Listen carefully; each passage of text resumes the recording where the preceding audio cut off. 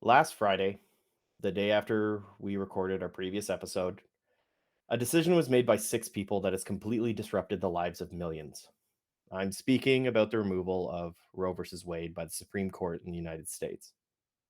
This heinous decision will cause suffering, pain, countless tears, and death. This is a decision that was deliberately done to harm humans, specifically women. This decision is anti healthcare, it's anti freedom, it's anti woman, and it is anti human.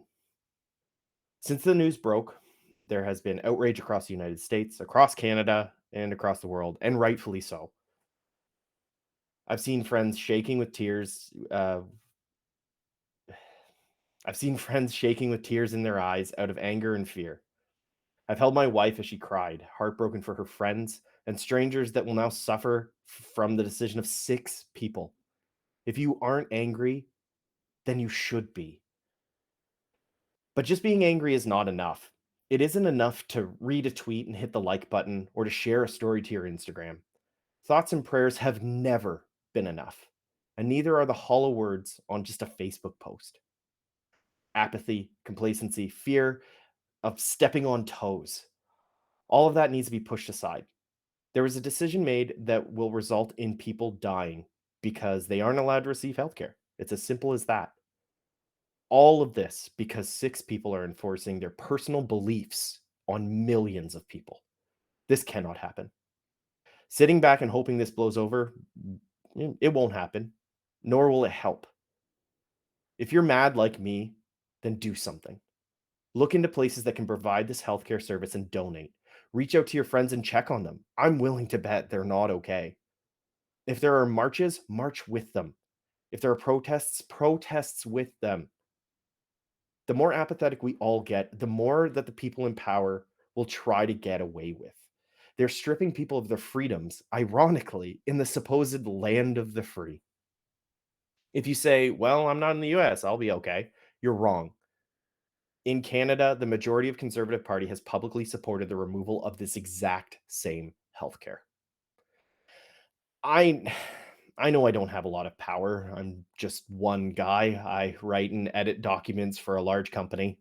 I generally am a pretty reserved and quiet person, but it only took six people to cause this much damage. So one person may not be able to change the world, but together we can. So please push through the apathy that I know that's affected myself so much. Push through the fear of rocking the boat. Rock the goddamn boat because we have to. And uh, there's no easy way to jump into a hockey podcast from here, but let's start the podcast.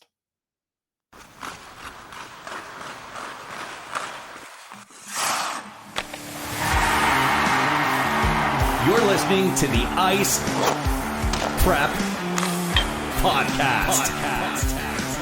Here's your hosts, Brian and Pat. Welcome, everyone, to Ice Prep Podcast. And for those watching, Pat's probably wearing a perfect shirt right now, Dolly Parton. Based on how we started, I don't think very few shirts would be a bit more fitting for that. Yep. So, want to thank everybody for joining us here on episode 31. We'll leave the start as that because, as you put it perfectly, there's not much else that I don't think I could say, and it's the whole point is to get other people to try and do something with it. So we'll go from there to hockey today. Tons of messages back and forth between you and I because the Stanley Cup parade for your Avalanche happens, and my favorite part in all of this is, so Pat, the Thursday last week we're recording, the Avs play on Friday. The Avs lose that game, and Pat goes, "This is my worst fear," because Sunday night was Game 6. He's like, I have to get up early Monday.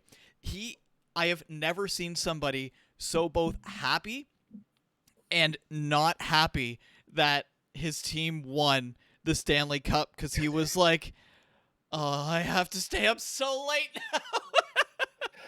I had to be so I am not a morning person. If they're like, I think that anything before 9 a.m. is a crime.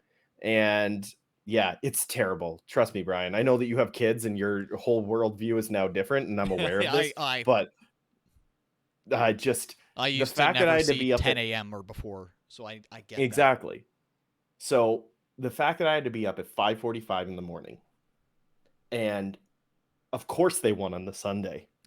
And it was something I couldn't skip. It was a conference I had to take, like, hop on a train. I had a train ticket. It was not something I could just be like, well, oh well, I'm not gonna go. So I couldn't have like, there's no way I'm gonna go hungover to a conference. So I couldn't have a drink. I just was sitting there and I was like miserable and so happy at the exact same.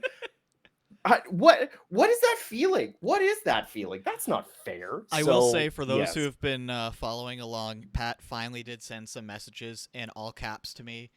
He was finally excited, though I think that last 2 minutes, that is the most stressed messages I've ever seen from you.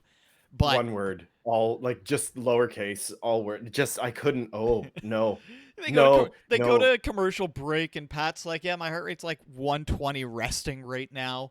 Um, but I think I said let's, about 11. I hate this over yeah, and over. That was my go-to of I hate everything. I hate this so much because I hate. Oh, my heart was. I could like I felt like I could taste it. It was just. I was so stressed. and but Ugh. watching that, okay, the first period, it was like, okay, the Avs are going to have to claw back once again, and they do. They tie things up. McKinnon finally gets his goal in the second period, and I guess I called it the wrong game. Lehkonen getting the game-winning Stanley Cup winning goal, but to be honest, from the start of that second period to the end of the third, Tampa, they didn't stand a chance. It was what, like almost 10 or 12 minutes in the third before Tampa got a shot. Colorado hemmed them in. They went full Tampa. We're blocking shots left, right, and center. Landeskog gets a skate blade knocked off. McKinnon's pushing him off the ice. Like, the Avs wanted They that put on a game. clinic. What was the first thing I said to you when they lost Game 5 at home? I don't know. I can't remember. They were they wanted it, and they were too nervous to try and win it at home. Said the second they There go was to a lot of Tampa, pressure. Yeah. they're going to win because they don't have that pressure. Because it's so much tougher to win that at home. And the second that second period got going, it was like, I don't see them losing this. I can't believe that game didn't end up like 6 or 7-1. Like, Vasilevsky showed how good he is, and Hmm. Kemper really winning the Stanley Cup with one eye. Like, they Yeah. severely downplayed how bad his eye injury was. Yeah, and I think that that's really important that we talk about that. So afterwards, they discussed what had happened. He was spending 2 to 3 times a day. He was going to I don't know an eye doctor. There's Optometrist, so optometrist. I Okay, I believe it should know this was. because my sister-in-law is in that, and I'm a horrible person. But he was going 2 to 3 times a day to retrain his vision. Now, think about that for a hot second as a goalie to relearn how to see And he's doing this in the while Stanley Cup. he's still playing. Like, Francouz covered some of those games, and that was the best case scenario, is that he was able to do that. But, like, he basically took on a goalie that will be in the Hall of Fame, that is going to be part of the top 5 of all time conversation without Yep. question. And Kemper, basically, the defense finally stepped up. Like, the whole team was finally giving him Yeah. support with like 1.5 eyes. That is unreal. That just goes to show how strong the Avs are, and it really showed when things got tough. That team, they, like, you watched it and it was like, yeah, they're just not going to lose. They No, and It was so the rare to other see thing them, if they too, had a lead, that they were going to lose it. yeah, and the other thing with Kemper's vision, there's swelling behind the eye. That was the one point I wanted to point out too. So there was pressure on his right eye, which is most likely his dominant eye if he's a right hand catch. No, he's a left hand catch, but even still, I think he's a righty just in general. Wait, right? Yeah, left hand catch. Sorry, I had to do the physics of it. But even still, most people are a dominant right, like the statistically. And that generally means that right-side in general, which means his dominant eye, his dominant thing that he uses was constantly inflamed and in pain. That's you look at Nichushkin as well, his whole like they showed the X-ray, his whole foot was broken. Well, it was Like his big toe, but they made it look even like it was his whole still, foot. Like his whole foot even was still, purple. he had a broken toe, Brian. Doesn't that hurt? Well, mine's only my little toe, not my big toe. But yeah, yeah, it's fine after a day because the little toe doesn't matter as much. But like Yeah, that's one of my favorite things, and it's so bad what these players play through. Um, unreal. like especially the Avs had some pretty gnarly ones because obviously Kadri comes back from surgery. He couldn't tie his own Cogliano as skates. well. Kadri couldn't Yep. tie his own skates. He revealed that one. The injuries that Tampa had, I can't believe they could still ice a team. But I will say my worst, the one that always makes me that gives me the heebie-jeebies, Yeah. Darren Helm had, and it was an abdominal tear. Ugh, ugh, the thought of that. Something in your stomach just tearing. And he's Ugh, still out there, and he looked ugh. ridiculously good. Like, congrats to the Avs. They get the cup. Pat finally gets to celebrate, and the stress begins anew for, oh God, now they have to repeat. No, they don't have to repeat. I got one.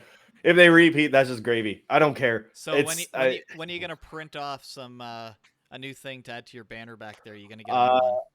I grabbed a Sharpie and it was dead. So I have to get a new Sharpie, and I'm going to, for those that are following along on the home game or watching on YouTube, I have a banner behind me and it has 1996, 2001, and I need to put directly underneath the 1996, 2022 because they are the champs. It feels so good. I'm watching the parade. Is the It was the first time feeling like it was real. Um, when I watched them win, and my wife Zoe, she can attest to this. I sat in silence for an hour. I said almost nothing. I just I sat and I just had my head in my hands and I was just watching the TV, and I just kind of was saying like under my breath. So I guess I wasn't technically silent, but I was pretty much silent. Um, I can't believe they did it. I cannot believe they did it. And it just it felt surreal, and it still felt surreal up until seeing the parade and the celebration and seeing the excitement from all of Denver, even though it was pouring rain and it looked like there was ironically lightning in the air. Like there was it was like this cathartic moment that I needed because I wasn't able to celebrate. It was like it's a self-satisfying thing. It was really good to be able to feel that. I was so happy this afternoon, and I needed that. Personally, I have no problem sharing this. Personally, it's been a rough 6 months. Yeah, it's been a hard year for me so far. So to get this win was, I, it was it it was was a it fantastic. was a win for you, and I mean Huge, huge. my I still can't believe I love my favorite photo of the entire NHL year this year. Happened after everything finished. It's the snapshot about a quarter of a second after. Why can't I know his name, but I can't think of it. It's the one with the hyphen in it. Skating over for the team picture. Oh, Abe Trips. Kubel. Abe Kubel. Ding! Big dent in the cup. Looked like for the parade they must have like flown the cup or the guys Just from Montreal down to fix it because it's like this family in Montreal, if I remember correctly, that like does it all because that's the real cup. They would have had the real cup with them, not the traveling cup yeah. for the ceremony. Maybe they did have the other one because it was getting fixed, but the parade was fun to watch. Poor Bowen Byram for the yeah, mind you, he looks, and because he He was looks so like a drunk, child. he looked like the bros that were standing there chatting with them, and the crowd wasn't helping because they're like, "No, he's with us." So the cop is a cop was trying to get him kicked out of the parade because he thought he was just a random person, which most hockey players they don't look like what you'd expect hockey players to. But the Yeah. drunkest guys were like walking down, running with the crowd, shotgunning beers, Mikko Rantanen getting held up by firefighters so he doesn't fall off the top of the fire truck. He did a shoe shot. He did a shoe He shot. He he did the through the poured a jersey whole shot. beer. He did a whole beer in the shoe and drank out of the shoe, and I think it was just a stranger shoe that was thrown at him. I don't No, know, it was but his own shoe, I okay, think. good. But they Okay, I threw hope so. the beer. The amount of beer that was thrown. Did you see the? I think it might have been beside Miko catches one. The girl standing beside him, just like she doesn't see it coming, just like completely gets her. Oh There's going to be so many things no. from this parade that I can't wait to look back on after. Landeskog, uh, his shot of Shirtless lifting with the flag. his shot of lifting the cup is up there for the Ryan O'Reilly one because his cup lift was epic looking.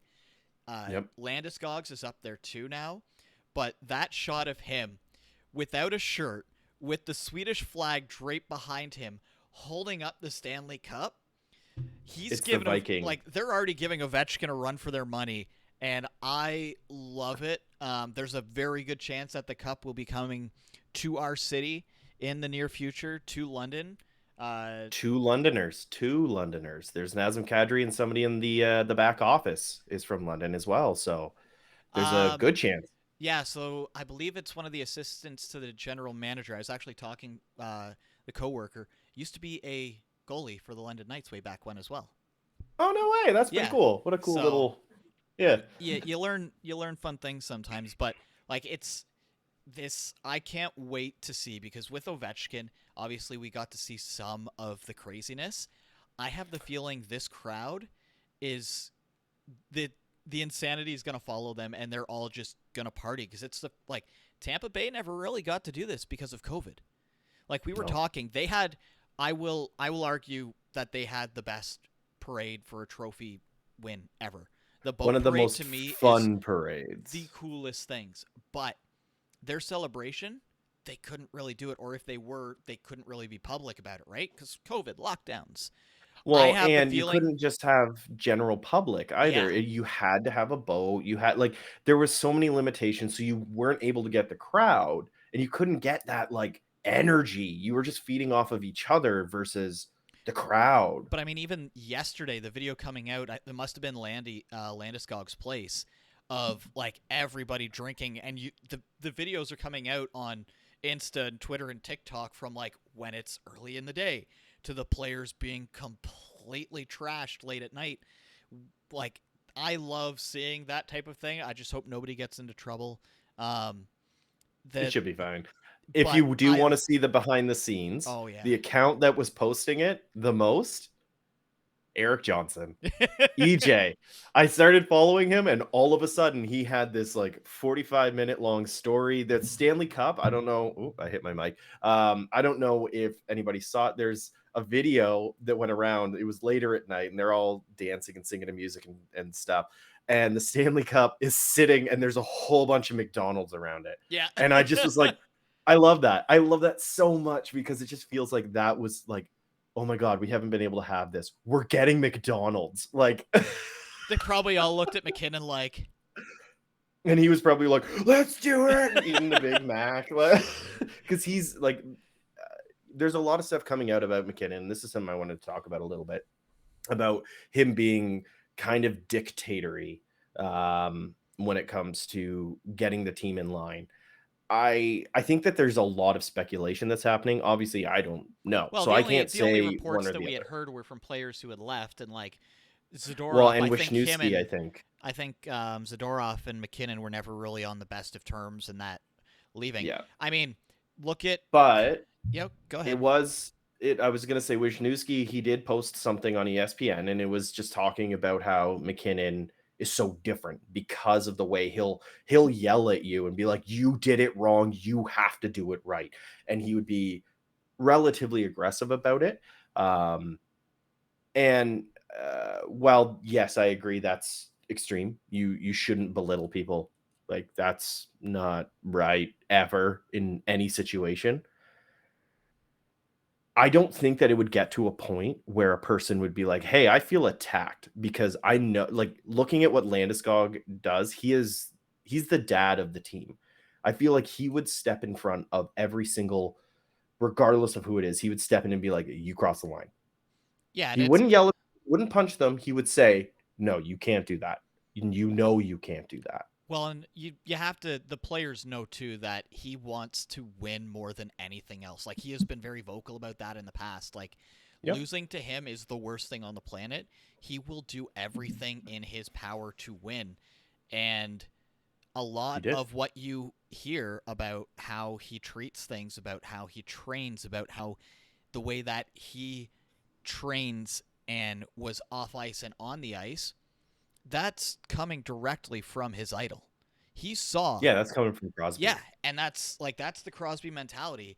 And you hear the Mhm. players that played for Pittsburgh and left, they're like, it sucked, but it was the best shape of my life. Like the winning culture, he embedded it, and I don't like the Avs had that issue of getting past the second round. I think now the Avs are just going to have the issue of whoever they're facing in the final maybe stealing a game or two away from them. This is not just going to be a one-time deal. Yeah, they're going to lose a player or two, but you've got the majority of your A core. player or two. You've got the They have to majority of your sign core. Kemper. Are they going to sign Kemper? That's a question I would like to ask. Do they sign Kemper? It's tough to see. He may come back on a discount. Like, if I say a discount, he could come back as one of the lowest signed goalies in the offseason at like $4.5, $5 million. Because why would it's one of those, yeah, he's got the cup.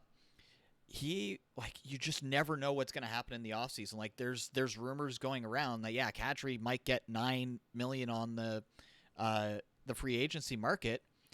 If they can somehow find a way to make it work, he'd probably stick around for 7 in Colorado on a year or two contract to try and do it again. Like this might be one of those ones where, like Tampa, they had these players taking some of the deals because it's like, yeah, there's this crazy window.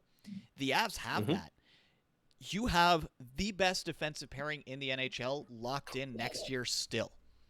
You have your Yeah. first line still. You have your second line minus Kadri, who No, we don't have our first line still because Nichushkin was oh, first, okay, yes. He'll and he has to be signed. But they have to sign Nichushkin. Come on. but I mean Nichushkin earned that one because the original first line is Rantanen up there instead. So you've got the swap there. Rant kind of fell Yeah. off and then ended up having like the most points in the finals somehow. I still can't figure that one out. Like where is he? Oh, he's just got all these points. The Yep. Avs are still That's how he plays. they're they're honestly probably the scariest team still going into next year without like Vegas odds say they even are. getting those players re-signed. Like Mhm. what does Landeskog say the first interview? What should other teams do to try and emulate? What does he say? Find a Kale McCarr somehow. This Yeah, and then team Philadelphia knows, wept. and New Jersey, Yeah. like this team and these players know, especially the ones that their contracts up. This isn't a one-time thing. This No. isn't like St. Louis where they kind of fluke lucked into it because you had the coaching change, you had the goalie change, and they're a good team, but nobody saw them doing the run back again. No. This feels like Pittsburgh. This feels like Tampa Bay. This feels like a team that they could just will themselves into winning the Presidents and going all the way again. They had the most dominant playoff performance we have ever seen in the salary cap era. Yeah. The No, most and dominant. I will go back to I don't need to put another number there. Would I like to? Absolutely. I'd love to put another year up on my Stanley Cup championship pennant thing that I have behind me. I'm just glad I got to see it as an adult and got to like appreciate it because I was able to see both of those, the '96 and the 2001. But I mean, I was young. I didn't really fully understand it. I I don't didn't understand that like passion and the power and the everything that goes into it. It's like I loved it. I don't have memories really of the Devils getting theirs. I can remember them losing to the Kings in the final. I mean, what do we talk about? The Avs are now 3-0. If they make it to the finals, they're going to win. Yeah. You know what I'm looking forward to though, Pat? Oh no. Is finally having this podcast be about me and my team. For like Yay! 1 week and then nobody cares cuz it's all about the free agency and Well, It, It's about the draft because Bob McKenzie has decided that he wanted to make everything challenging for everyone. And he has decided that Slavkovsky, I don't know how to pronounce his last name, and I we'll learn. sincerely apologize. He has ranked him over Shane Wright as the number one draft pick, which is kind of shocking, especially when you look at that it is based off of only the Olympics and the World Juniors and not the actual time that he played in the league, which I can't remember which one he's in. But Well, um, I think part of it, and this is what is going to cause, like, this might be one of those years where, like, a player between 10 and 25 ends up being a Makar like superstar. Is COVID literally made these players lose a year yeah, of growth, of the scouts being able to see and to watch. So maybe part of what this is they saw these two players between Wright and Slazowski, and they went, look at the steps that these two players made. Wright kind of held similar to how he played as a 16-year-old. This other guy who was kind of in the top 15, 20, played very well. I just hope that however this one pans out, if it's Wright that goes first, if it's Wright that goes second, that we don't end up like Philadelphia, or we don't end up like the New York Rangers, because that is Capo Caco and Nolan Patrick. And yeah, I don't want that.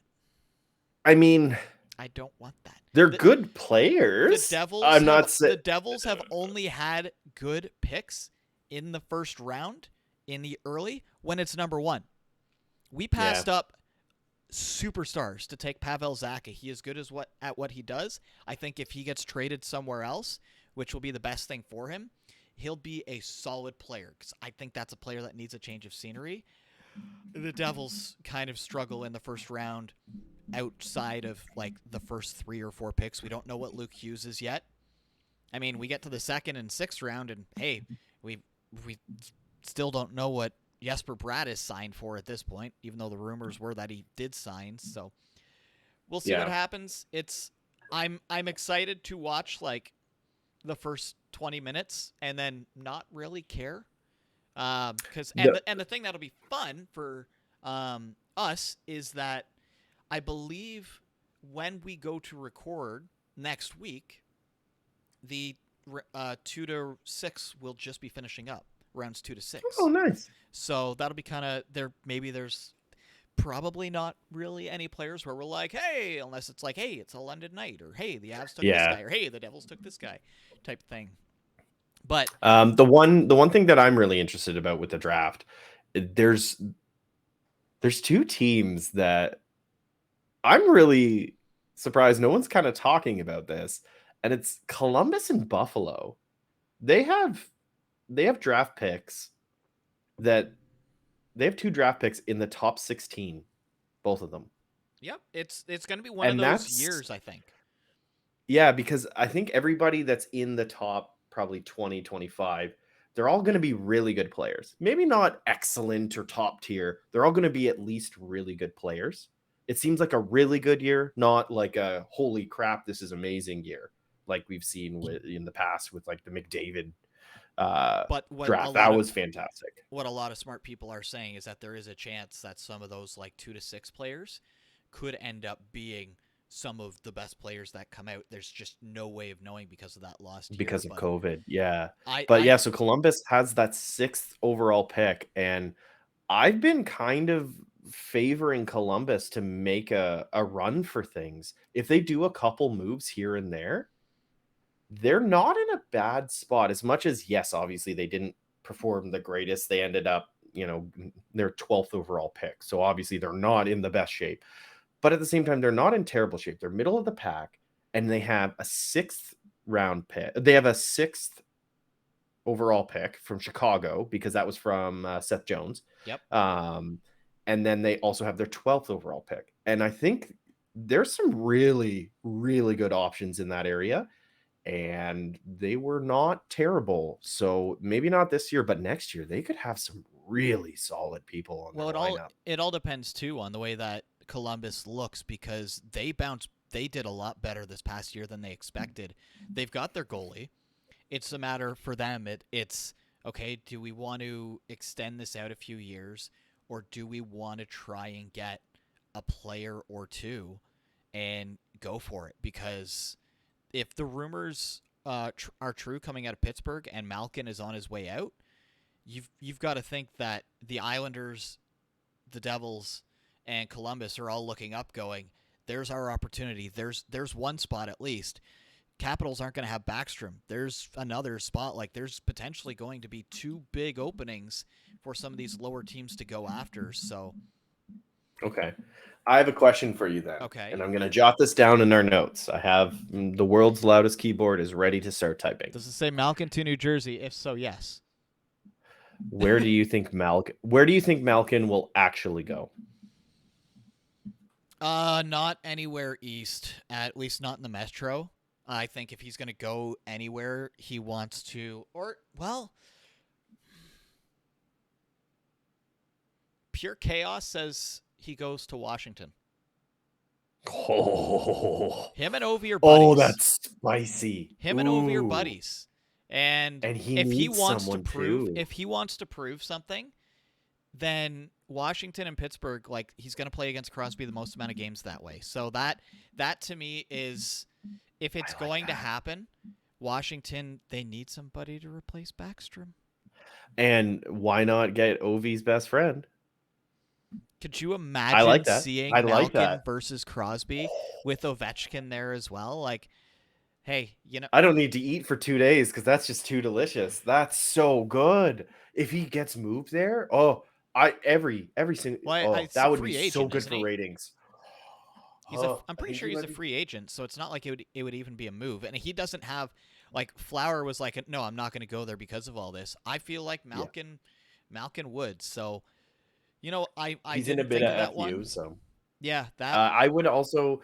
The other thing to keep in mind though is there's not a lot of talk, but there's some people that are saying that Malkin and Letang are kind of a pair. Not really, but there might be.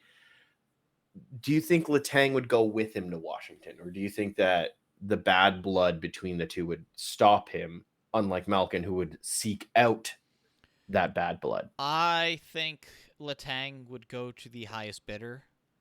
So probably Seattle. No. Highest bidder who stands a chance. So probably Ottawa. Probably Calgary. I hope Calgary doesn't take him. I don't think he's got enough gas in the tank.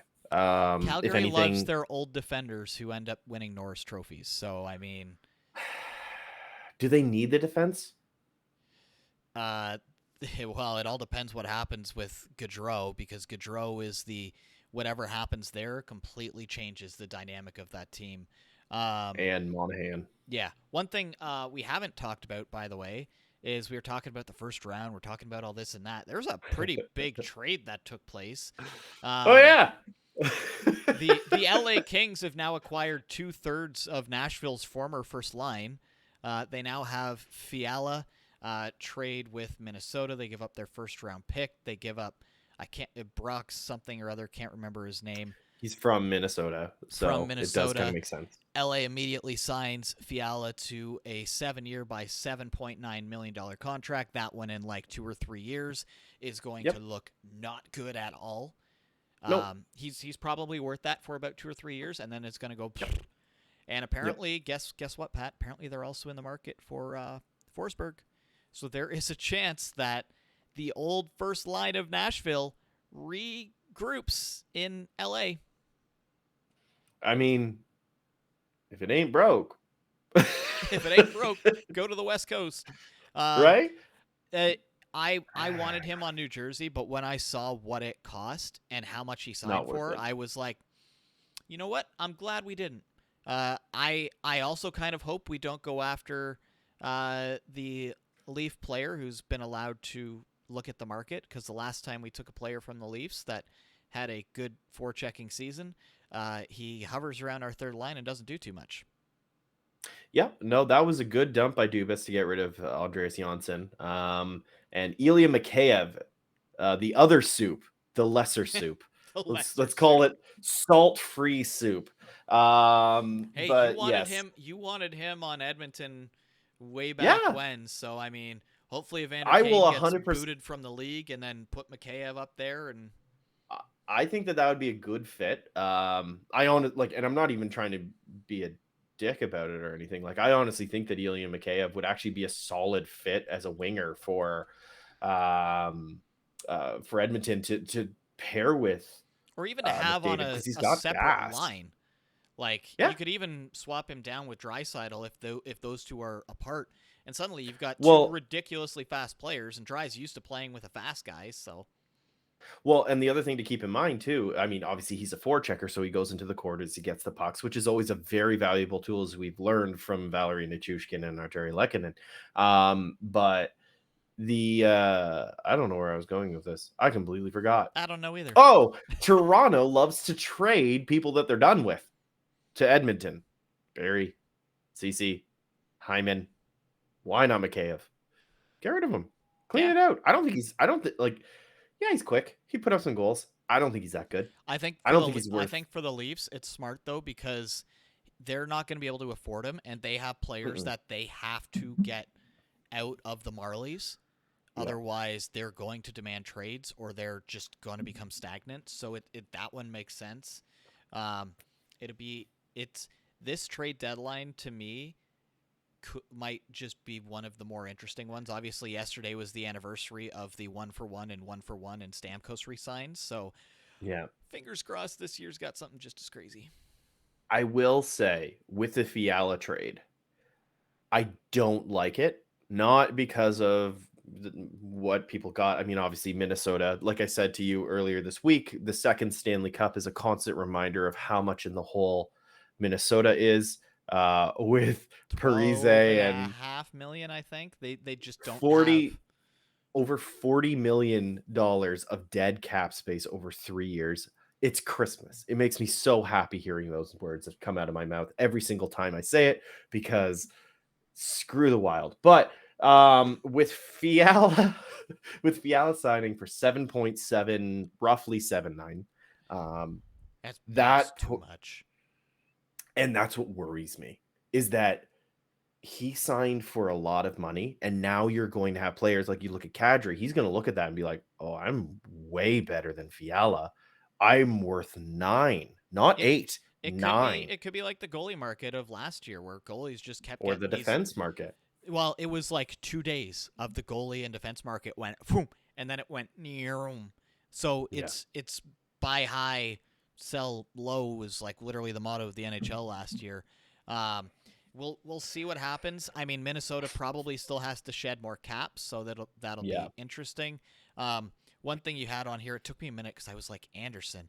There are way too many Andersons in the league. So Craig Anderson signing one more year in Buffalo, 1.5 million AAV for him on that one. I Which really good for hope him. I really hope when he decides to retire that Ottawa offers him a front office job because that you think of Craig Anderson, like I can't not think of him getting that shutout after that game that he came back from his wife getting cancer treatment. Like to me that is burned into my memory. Yeah. And He's up there with Alfredson yeah, on the and team. It's just when I think Craig Anderson, seeing him as Buffalo or Washington just feels wrong. It's Alfredson officially a Hockey Hall of Famer. not McGillney though, because McGillney's amazing and Alfredson was good, like really, really good, but McGillney deserves to be in there long That's before Alfredson. Yeah, there's it's and the thing. Look how we kind of the obviously three Vancouver Canucks get in. You've got Luongo, you've got the Sedin twins, The which Sedin twins should not be in. I think they go in because they're together, but because of them going in, it's going to open the door to some players that potentially should not make it in that now Over other should. people. Like if either Sedin twin is in the Hockey Hall of Fame, Patrick Elias should be there. He's Yeah, got absolutely. he's got more of everything. He's got a cup, but yeah, that's neither here nor there. I know we could go into lists of people that are far more deserving, and I mean, people are like, "Why isn't Yager in?" It's like because he's still Yeah, playing. he's literally still the Like, Hockey Hall of Fame has said when you stop playing hockey, we will put you in. That's the We only will call reason it why. the Yarmer Yager presents the Hockey Hall of Fame. I have the feeling the second that he officially retires, they're probably not even going to like do a thing. They're just going to be like introducing to the Hockey Hall of Fame. I think that's the way that you have to for a player like It's that. got to be. Yep. Hammer out a few more things. Just looking at what time it is. Sounds like we're like Barry Trotz. Yeah, he's a lock for Winnipeg. And then he goes to No, Winnipeg and then changes his mind. he's not even on the Final Four apparently. So who knows where Barry Trotz is going? It reminds me from an episode of The Office when it's like in a later season when Val is just like, yeah, I was thinking about going back into the dating pool. And then Kevin asked me out. I was feeling really good about myself. And then Kevin asked me out. That is Barry Trotz. He's just like, I thought about coaching again. Then I went to Winnipeg. The mosquitoes are the size of bears. I'm not going to Winnipeg. They're like, oh, so funny. That's so funny. That is the best joke of the entire hockey season is Barry Trotz good, like being courted by Winnipeg and then realizing that what Winnipeg is and then saying, I'm not going to coach this year. like What? and you have to remember, folks, that's his home province. So he knows what it's like there. Like the team is not in a good position right now. Best thing I saw on Twitter was was something along the lines of really wishing you were back in Atlanta now, aren't you, Jets fans? Like Oh, yeah. it is not good. Shifley wants out. Ever since Bufflin walked out on that team, it's like everything just it wasn't like this, Pat. It was like the ground fell out underneath them, and they like Wile Coyote holding up a sign being like "Help me," and they've just Yeah. kersplatted on the bottom of the cliff. Yeah, everybody wants out. Shifley, Wheeler, Ehlers. Is Ehlers still there? I think his contract might be up. Come on, Hellebuck, come Right. on to New Cop, Jersey. Cop left. That's what I for some reason always got Cop and Ehlers mixed up. I feel like they play very similar games. But The one so thing yeah, Winnipeg, Ehlers is talking about it, and I know that even what's the other big name that's there? Kyle Kyle Connor. Connor. Even Yeah. he's kind of whispered, like, I don't know. Well, because Like, it seems like a rebuild is going to happen. Like they got lucky that the Rangers went as far as they did, so now they get the pick from that. But I think Winnipeg, especially with that, might have been what made Trotz say no. Is they're like, well, we don't know if our players are going to stick around, so we might go into a rebuild. So, and then salt in the wound. PLD is apparently chatting with the Rangers, so that's another player that was a part of the big line that would be A for PLD trade. that's a wonderful fit. If there is a better Ranger than Pierre-Luc Dubois, I don't know what it would be, except for if his name was just like Anthony Spaghetti. Like, I don't know.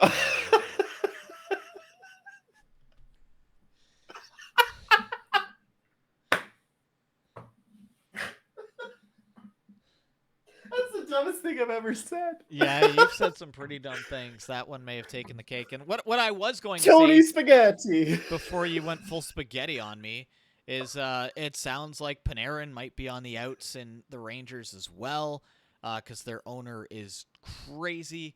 So, like, it's this one of two things obviously are going to happen. This is going to be one of the craziest off seasons we ever get because with the caps going up just slightly, and Or nothing. all these GMs are like, let's do something, or it's going to be like, well, that was boring. I don't think there's an in between this year. Fart. Yeah, no, it's I don't know. We're not going to have the same sort of rabidness with the goalie market. I don't think, even though there are a couple teams that are going to be I don't pretty know. aggressive. There's this like Really? not I quite I like feel last like a lot year. of the goalies aren't sure.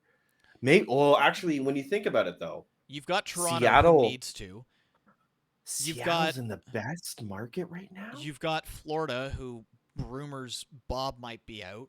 Leafs have to figure out what they're doing. Like they probably won't have the same two goalies. Yeah, Seattle. LA needs a goalie. If Seattle wants to rebuild, you get a first plus for. They have 3 goalies. Yeah, They got 3 goalies that are starters technically.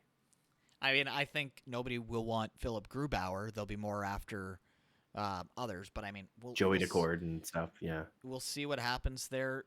I mean, we all called Seattle idiots for the way that they did the expansion draft. They could have had some ridiculous players, but they were building for the future. They said that, and boy, did they fleece a ton of teams at the trade deadline. We get to see how they draft this time and what they do there. So, looking forward to that because the draft takes place on the 6th. So Wednesday, then the round 2 through, I think it's only 2 through 6, used to be 2 through 7. I think they changed it. Is on the Thursday, and then if I remember correctly, it's either, I think it might be the 13th is free agent frenzy. So no longer is it Canada Day. It will be next year, but not this year. So a lot to look forward to. So still a lot of hockey for us to talk before we officially put on the sunglasses for the summer vacation mode. Yeah, and with that, we might do a little bit different, maybe a different cadence. We haven't really figured it out We've got in 2 any weeks to capacity. figure it out. We're huge nerds, so for those that like pop culture and stupid takes, I'm literally I got wearing a House of the Rising Sun R2D2 Star Wars shirt right now, Pat. I'm clearly not a nerd. well, I also have Spider-Man, and I'm gonna tilt my camera. There's a Boba Fett custom drawn poster, so and a Harry Potter collection I've got and a a Harry chain Potter chomp pillow. beside me here. See, and I'm down in the basement. I don't even have any of the nerdy things near me right now. Yeah. But even still, obviously the hockey season is technically done. It is done. It's technically not done, but it is done. The second, technically, I believe they usually go the second that the final draft. Like, yeah, the cup being handed off is the end of the season, but there's still the draft, and then once free agency hits, that's when it's like, okay, new year starts officially now. We're kind of in that like in betweenish area. Yep. So we'll figure it out. I know I have a vacation coming up and everything like that, so most likely, yeah. So we'll be trying to figure out what that looks like. But the one thing I do want to say is for everyone that did listen, thank you. Oh, we didn't even get to this is what I meant to talk about Oh off yeah. the top and completely forgot. So the happiest that I have that I've seen Pat talking to him in the last little bit was not about the Avalanche winning the Stanley Cup. It was about the next day. Somebody on the street, we don't know who you are, thank you, just yells at Pat. Ice Prep Podcast. Or Ice Prep. I don't remember what you said. That was the happiest he said, "Hey, I have seen Ice Prep." Yeah, I was in downtown Toronto, and the light was red, and I was crossing the street. I had my headphones in and a hat on, which whoever you are and you recognize me with the hat on, bravo. Because it's hard to tell without the gray. But even still, I was walking across. They leaned out of their car and they were like, "Hey, Ice Prep!" And I looked around because everybody is called Ice Prep. It's not like it's a very common name. It's interchangeable with "Hey, man." But even still, I looked around and I was like, "Me?" And he's like, "Yeah," and he waved. So whoever you are, thank you for listening, and thank you to everyone else that is listening.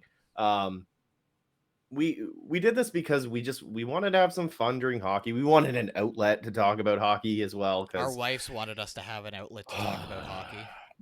Yeah, and the worst part is I think I got worse. But when talking to Zoe, I was like, I got to tell you about this because I'm gonna probably not talking about it on the podcast. But even still, thank you so much for listening. Obviously, our first episode, we had to talk about the Kyle Beach situation, which is such a hard first step.